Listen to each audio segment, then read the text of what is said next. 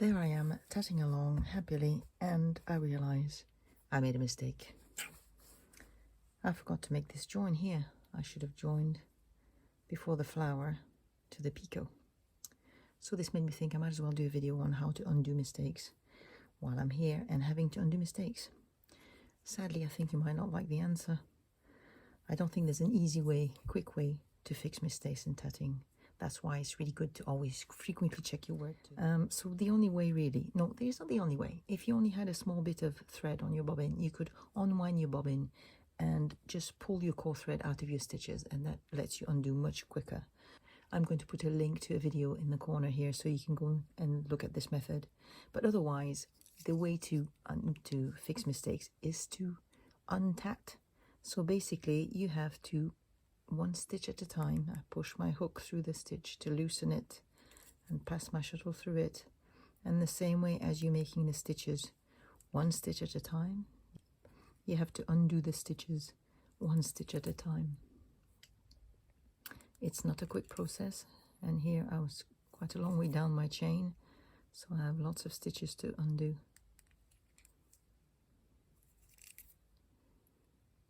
So I've got to unpick, untat each of these stitches one at a time. There is also another method. I said this is not the only method. You can also cut. So you could just cut to before your mistake and then rejoin new threads, hiding your ends as you go. But for the purpose of this video, I do not want to cut because my shuttle is attached to my ball and I want to carry on making the whole first round of this design with my shuttle still attached to my ball with no knots in a continuous method. So now I'm getting back to the little ring, which I will also need to undo.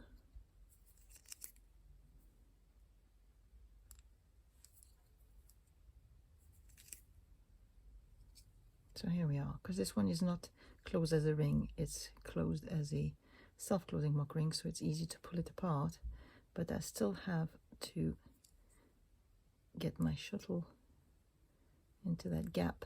So you know how we close the ring by passing the shuttle through the loop, so that means I have to loosen this loop again. I'm going to use my hook again and hold the stitches with my fingernail to get it started,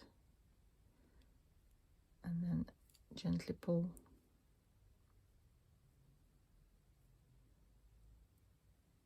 on the core thread to make a loop again, big enough to pass my shuttle back through it.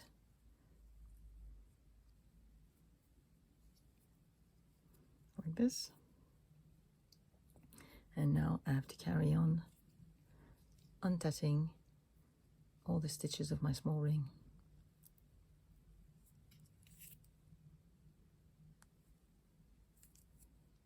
Again, by just pushing the tip of my hook into the stitch to loosen it, and then untat one stitch at a time.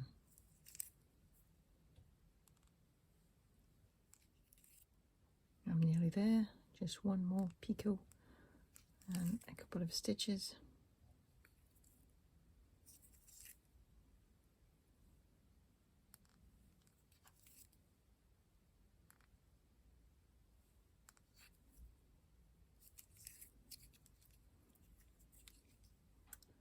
So that's it really. It just requires a little bit of patience to untat all those stitches you made back to your mistake. If I was a long way along, I would probably cut and rejoin and start again. So here we are.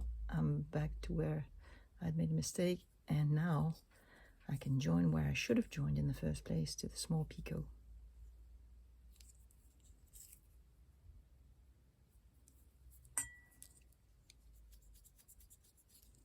And keep going with my Victorian sets, which I'd missed doing before the small ring. 2, 3, 4, 1, 2, 3, 4, 1, 2, 3, 4, 1, 2, 3, 4. So that's my 2 sets.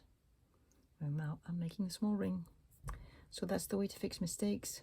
I'll show you on a different video how to fix it when you have a closed ring, not closed like a self-closing mock ring, but you then have to sort of spread the stitches at a picot, hopefully, so until you can see the core thread, and you have to do the same thing and pull on the core thread to loosen it and make the ring bigger, and then untat your stitches. That's it. Hopefully you're not making any mistakes and you're doing well. I don't know where you're at in your first round. Let me know in the comments.